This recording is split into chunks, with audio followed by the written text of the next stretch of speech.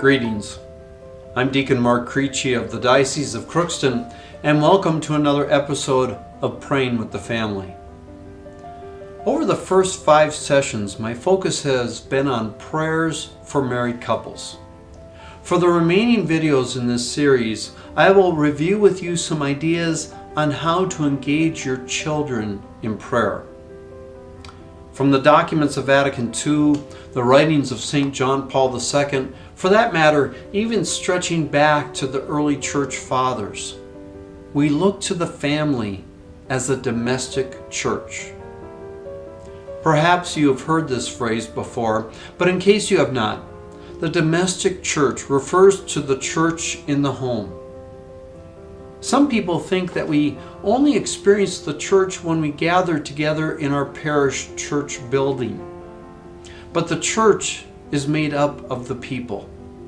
To be more precise, in the Catholic Church, we talk about the church as the mystical body of Christ, which means that we are all part of the same body.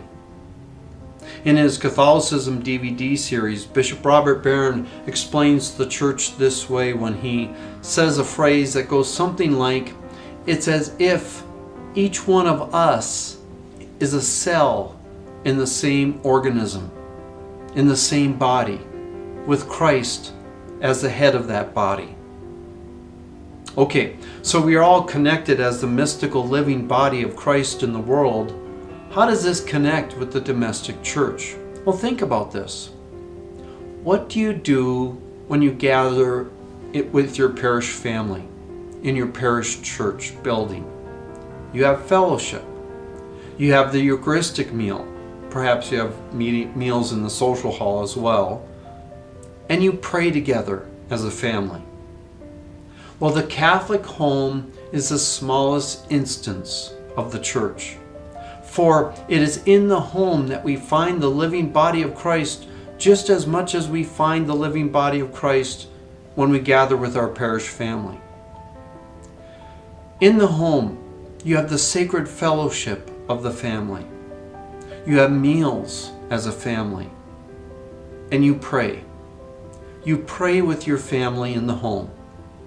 At least this is the point of these videos. One thing I hear from parents, it goes something like this. We used to pray with our children at home when they were younger, when they were little kids learning their prayers, but now they're in middle school or high school or they're college aged, and we don't really pray with them anymore.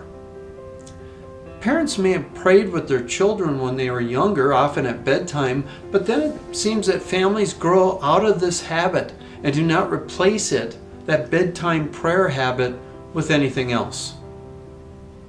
Sadly, I have to confess that my wife and I, we did not pray enough in our home when our children lived with us. And we regret that we missed this opportunity to enrich our domestic church. The purpose of these next videos will not be to tell you how to pray in your family. In other words, I will not define the amount of time you should be praying with your children. But I'll be giving you some options.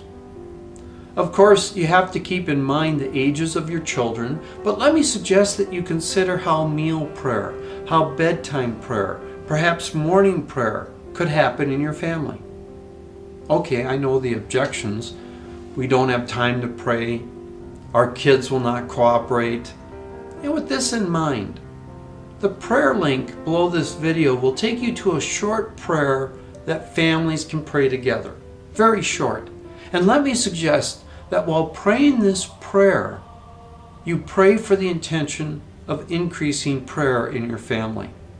Something I will address in the next video. Until you watch the next video, let me suggest you find a time to bring this short prayer into the life of your family. God bless you. And until then, keep praying with the family.